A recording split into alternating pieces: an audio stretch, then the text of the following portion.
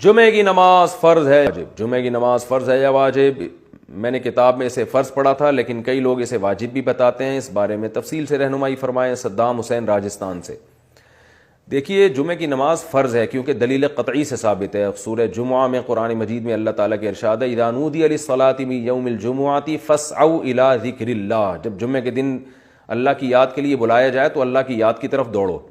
تو یہ جو قرآن سے مضبوط دلیل قطعی، تو جو قطعی دلیل سے جس چیز کا وجوب ثابت ہوتا ہے اس کو اصطلاح میں فرض کہا جاتا ہے، تو فرض ہے۔ رہا یہ مسئلہ کہ بعض فقہاء نے واجب لکھا ہے، تو وہ اس لیے کہ یہ فرض اور واجب تو اصطلاحات ہیں۔ واجب کہتے ہیں جو دلیل ظنی سے ثابت ہو، قطعی سے نہ ہو، یعنی یقینی، بہت زیادہ یقینی دلیل نہ ہو، اور فرض کہتے ہیں جو ایسی پکی ڈھکی دلیل سے ثابت ہو جس کا انکار ممکن نہ ہو۔